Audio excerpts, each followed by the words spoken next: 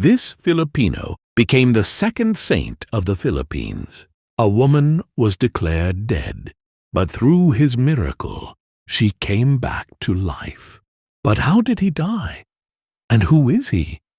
He was born around 1654 in the Visayan region of the Philippines. He grew up in the Catholic faith and was trained as a catechist, learning Christian teachings, basic education, and Spanish for missionary work.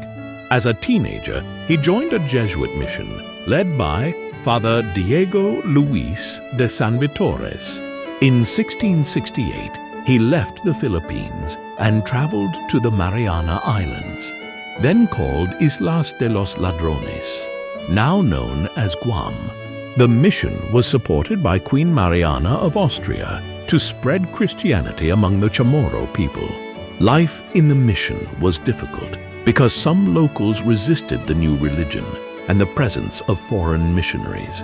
Still, he faithfully served as a catechist, teaching the faith and helping in baptisms. Many accepted Christianity, but others resisted, and conflict grew. The conflict became more serious when a Chinese man named Choco spread a rumor that the water used in baptism was poisoned.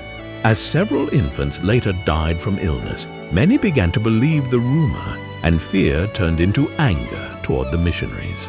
On April 2nd, 1672, in Tumon, Guam, the missionaries learned that a baby girl had just been born. They offered to baptize the child.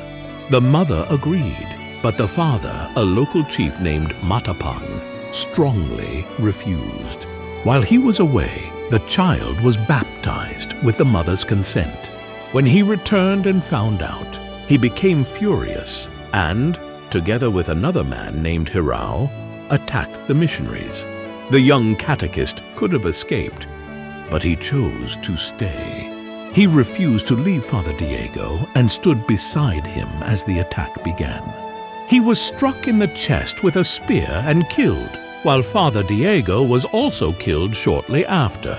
Their bodies were tied to stones and thrown into the sea, and no remains were ever recovered. His story remained in missionary records for many years. Father Diego was declared blessed in 1985.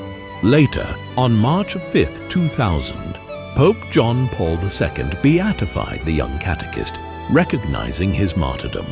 A miracle later confirmed his sainthood. In 2003, a woman in Leyte suffered a severe heart attack and was declared clinically dead. About 2 hours later, after her doctor prayed and asked for his help, she suddenly came back to life and recovered completely without brain damage.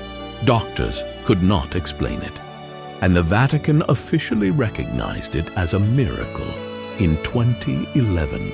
On October 21st, 2012, Pope Benedict XVI canonized him as a saint. He became the second Filipino saint and is remembered as a young catechist who chose to stay and remain faithful, even when he had the chance to save his own life.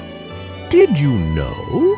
His name is Saint Pedro Calungsod, the patron saint of Filipino youth.